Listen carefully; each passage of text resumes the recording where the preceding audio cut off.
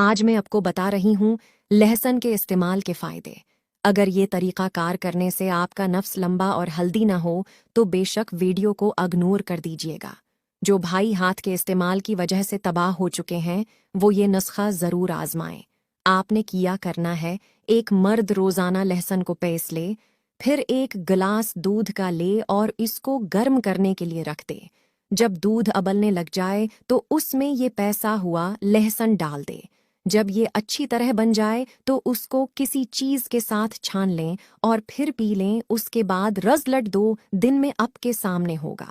1 کلو دودھ میں 50 گرام کشمش کو اچھی طرح گرم کریں اور دودھ پی لیں اور شروع کر دیں۔ عورت بھاگنے پر مجبور ہو جائے گی۔ اور بھی اچھے نسخے کے لیے میرے چینل کو سبسکرائب کریں۔ شکریہ۔ یہ وہ نسخہ ہے جو مغل بادشاہ کھا کر لونڈیوں سے پوری رات ہم بستری کرتے تھے اور لونڈیاں بادشاہ کے نفس کے ساتھ مزے لیتی تھی۔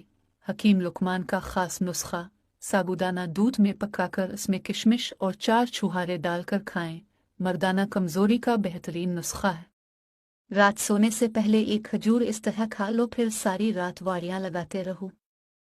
کھجور کے اندر سے گٹلی نکال کر اس جگہ 4 دانے بنے ہوئے چنے پیس کر بھر دیں اور کھجور کو ہلکا سا گرم کر دیں۔ کھانا کھانے کے 2 گھنٹے بعد روزانہ 4 کھجوریں کھائیں اور باریاں لگاتے جائیں۔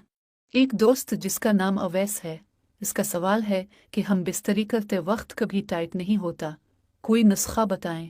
نسخہ یہ ہے کہ آپ ہم بستری کرتے وقت آئل استعمال کریں۔ میں نے سنا ہے کہ میری ویڈیو کو لائک کرنے اور چینل کو سبسکرائب کرنے سے آپ کی انگلی درد کرنے لگتی ہے۔ اگر ایسا ہے میں کچھ نہیں کر سکتی۔ اسلام میں جمعرات کی رات کو ہم بستری کرنا زیادہ افضل قرار دیا گیا ہے اور مختلف علماء کرام کے اقوال سے بھی اس کی فضیلت واضح ہے۔ مختصر یہ کہ جمعرات کی رات ہم بستری کرنا باقی دنوں سے زیادہ افضل ہے۔